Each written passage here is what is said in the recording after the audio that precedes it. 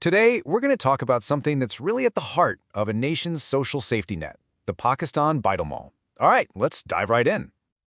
It's a fundamental question every single country has to answer. How do you take care of the people who need it most? Every society comes up with its own way, whether it's through pensions or food aid. For Pakistan, a huge piece of that puzzle is the Pakistan Baitul-Mal, or PBM. Now, what's so interesting here is that it's an autonomous charity, but it's also officially part of the government, working right under the Prime Minister's office to get aid to people all over the country. So who exactly is PBM there for? Well, its focus is pretty laser-sharp.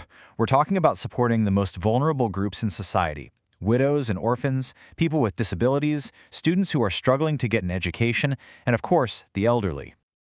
Okay, so we know it's a powerful organization, but where did it come from and how exactly does it work day to day? Let's take a look at how this whole thing got started.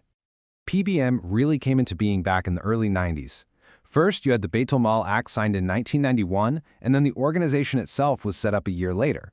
Now, the really crucial thing to get here is that it was created by an act of parliament. That gives it this really unique and solid legal footing, setting it apart from the get-go.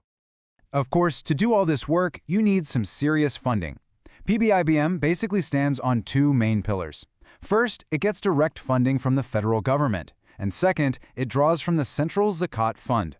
For those who don't know, zakat is a form of mandatory charity in Islam, and it's a huge part of the country's social welfare system. And just to give you a sense of the scale we're talking about, let's just look at 1 year, 2013. In that year alone, PBM gave out over 6 billion rupees. That's roughly 60 million US dollars, and it reached almost 150,000 people. That really shows you the financial muscle behind its mission. So that's the big picture. Billions of rupees, hundreds of thousands of people. But what does that actually look like on the ground? How does that money turn into real change in people's lives? Let's get into some of their most focused, problem-solving programs. Let's start with a challenge that every society deals with, one that's just heartbreaking. What do you do for kids who don't have parental support? I mean, the goal isn't just about putting a roof over their heads, right? It's about creating a real home. And PBM's answer to this is a program called Sweet Homes. And listen, these aren't just orphanages. They're a whole network of places that are both homes and schools, trying to create a totally supportive environment for these kids to grow up in. Okay, next up is the awful cycle of child labor.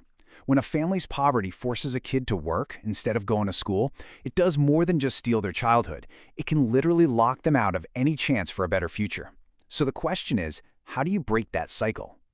PBM tackles this problem head-on with its schools for rehabilitation of child labor. The idea is simple, but man, is it powerful. They offer free, quality education as a direct alternative to working, giving these kids a real path back to being kids and having a shot at a brighter future. Now for a health issue where modern tech can do things that honestly feel like miracles, but only if you can afford it. For a child born with profound hearing loss, getting help early on can change their entire life. But the cost is a massive barrier that's just impossible for so many families. And this is where PBM steps in with what might be one of its most incredible programs. It fully funds cochlear implants. This is a highly advanced electronic device that can literally give a child the ability to hear. For a kid who might have otherwise grown up in total silence, this is nothing short of a miracle. So these programs are amazing, right? But PBM isn't some old static institution. It's active, it's constantly adapting and responding to what's happening right now. Let's look at some real recent examples. And this isn't just talk. PBM is right there on the front lines when a crisis hits. Just listen to this quote from the managing director during recent floods. He said, "Flood victims should not consider themselves alone." That really tells you everything about their hands-on, immediate response to disasters. PBM is also really focused on modernizing. It's bringing in technology, like a biometric verification system, to make sure the aid gets to exactly the right people. And it's building all these powerful new partnerships, everything from helping overseas Pakistanis to teaming up to give women accredited job skills. And remember that cochlear implant program we were just talking about? Well, here's a perfect, super recent example of PBM in action. This shows them actively growing the program, signing a new deal with a major hospital to provide even more of these life-changing surgeries. Okay, let's pull back for a second and just look at the bigger picture here. Where exactly does PBM fit into the grand scheme of social welfare in Pakistan?